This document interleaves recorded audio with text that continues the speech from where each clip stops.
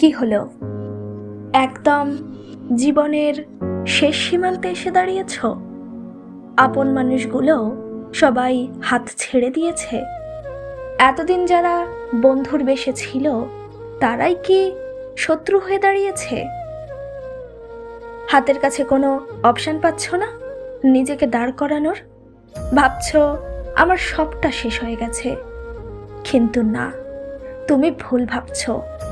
তোমার সবটা শেষ হয়ে যায়নি, শেষ থেকেই শুরু। এই প্রবাদ বাক্যটা আমাদের সকলেরই মনে রাখা উচিত।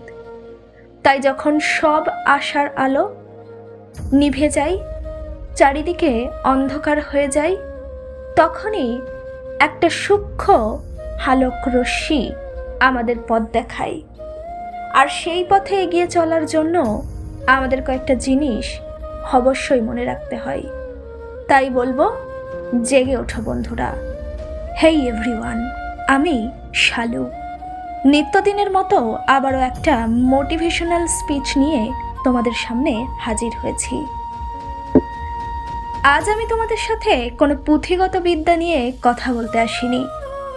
আজ আমি এসেছি তোমাদের ভেতরের সেই ঘুমন্ত সিংহটাকে জাগিয়ে তুলতে, যাকে পরিস্থিতির চাপে তোমরা হয়তো শৃঙ্খলিত করে রেখেছ। জীবনে চলার পথে উপরে উঠতে গেলে কয়েকটা জিনিস আমাদের অবশ্যই মনে রাখতে হয়। প্রথমত, ব্যর্থতা মানেই শেষ নয়। আমরা অনেকেই মনে করি একবার ব্যর্থ হয়েছি মানেই সব শেষ।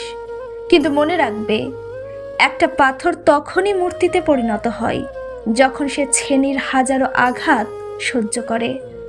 তোমার জীবনে আসা প্রতিটি বাধা আসলে তোমাকে ভাঙার জন্য নয়, বরং তোমাকে নতুন করে গড়ার জন্য আসে। সাফল্য হলো এমন এক সিঁড়ি যা পকেটে হাত দিয়ে বেয়ে ওঠা যায় না। যদি তুমি হাঁটতে গিয়ে পড়ে যাও, তার মানে এই নয় যে তুমি হাঁটতে জানো না। তার মানে হলো তোমাকে আরো সতর্ক হয়ে পা ফেলতে হবে। ইতিহাস ঘাটলে দেখা যায়, পৃথিবীর শ্রেষ্ঠ মানুষেরা তাদের জীবনের সবচেয়ে বড় ব্যর্থতার পরেই সবচেয়ে বড় সাফল্যের দেখা পেয়েছেন। 2, নিজের শক্তির উপর বরাবর বিশ্বাস রাখো। আমাদের সবচেয়ে বড় শত্রু বাইরের কেউ নয়, বরং আমাদের মনের ভেতরের সন্দেহ। হ্যাঁ, ঠিকই শুনলেন, আমাদের মনের ভেতরেরই সন্দেহ। আমরা প্রায় ভাবি, আমি কি পারবো, কিংবা লোকে কি বলবে। একবার ভেবে দেখুন তো, আপনার স্বপ্নগুলো কি মানুষের মর্জির উপর নির্ভর করে? তোমার ক্ষুধার জ্বালা কি অন্য কেউ মিটিয়ে দেয়? তোমার চোখের জল কি অন্য কেউ এসে মুছে দিয়ে গেছে? যদি উত্তর হয় না, তবে তোমার লড়াইয়ে অন্যদের বক্তব্যের কোনো স্থান থাকা উচিত নয়। তোমার ভেতরে এমন এক শক্তি লুকিয়ে আছে যা দিয়ে তুমি পাহাড়কেও টলিয়ে দিতে পারো। শুধু প্রয়োজন নিজের উপর সেই অটল বিশ্বাস।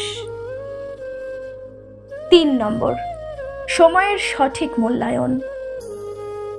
সময় কারোর জন্য অপেক্ষা করে না। আজ তুমি যে আলস্যে সময় নষ্ট করছো, মনে রেখো, সেই একই সময়ে পৃথিবীর অন্য প্রান্তে তোমার প্রতিদ্বন্দ্বী কঠোর পরিশ্রম করছে। কাল যখন তোমার মুখোমুখি হবে, তখন সে জিতে যাবে, ভাগ্যের জোরে নয়, বরং তার ঘামের বিনিময়ে।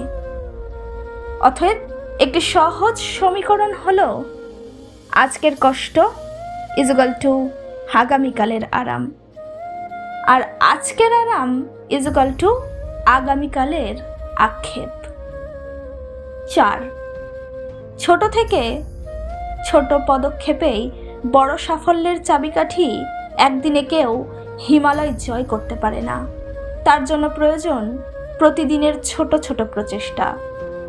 তুমি আজ যেখানে দাঁড়িয়ে আছো, সেখান থেকেই শুরু করো। তোমার যা আছে তা নিয়েই শুরু করো।